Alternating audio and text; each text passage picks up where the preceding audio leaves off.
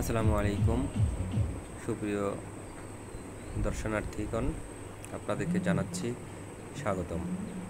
রূপসী mangrove পর্যটন কেন্দ্র দেবহাটা, সাতক্ষীরা।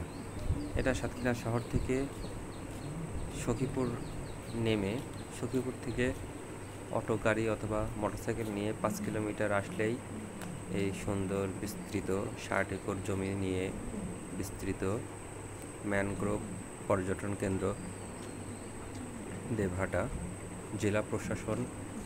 জেলা প্রশাসক এবং উপজেলা প্রশাসনের মাধ্যমে এই ম্যানগ্রোভ বনটি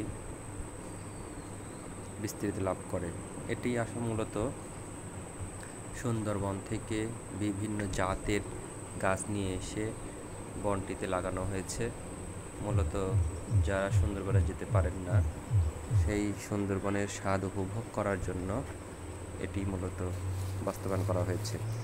এলাকার মানুষ, দর্শনার্থী, বিশেষ করে শিশুরা এখানে এসে উপভোগ করতে পারবে।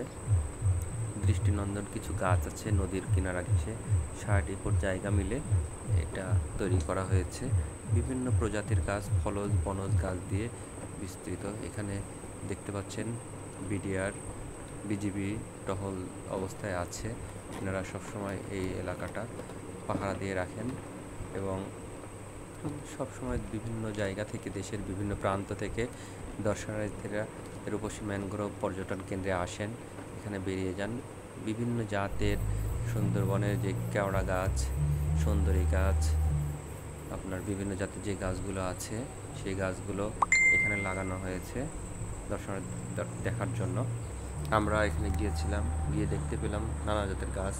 লবণ পানির লোনা পানির যে গাছগুলো আছে, সেখানে আসছে জোয়ার ভাটা হয়। এখানে জোয়ার ভাটার সময় এখানে দেখছেন যে স্যাঁতসেঁতে পানি জমে আছে, মানে কিছুক্ষণ আগে ভাটা পড়ে গেছে।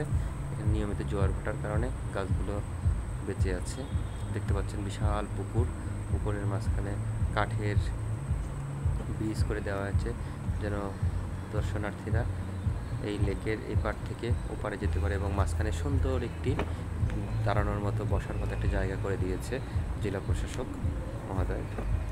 তা আপনাদের এখানে আসার লোকেশন হলো সাতক্ষীরা শহর থেকে 45 কিলোমিটার দূরে, দেবহাটা উপজেলার সখীপুর থেকে দেবহাটা উপজেলা প্রশাসন পরিষদ থেকে 5 কিলো দূরে এইটা অবস্থিত। 60 একর জায়গা মিলে। তো আপনাদের এখানে আসলে ভালো লাগবে। সুন্দরবনের কিছু হলেও ফ্লেভার এখানে পাবেন বলে আশা করছি। তো আজকের মতো এই পর্যন্তই। আপনাদের অসংখ্য ধন্যবাদ। আপনারা ধৈর্য সহকারে ভিডিওটি দেখলেন। আমাদের পরবর্তী ভিডিওর জন্য অপেক্ষা করুন আর নিয়মিত চ্যানেলটি সাবস্ক্রাইব করুন, আপনাদেরকে যেন নতুন নতুন ভিডিও দিতে পারি। আসসালামু আলাইকুম রহমতুল্লাহি ওয়া বারাকাতুহু।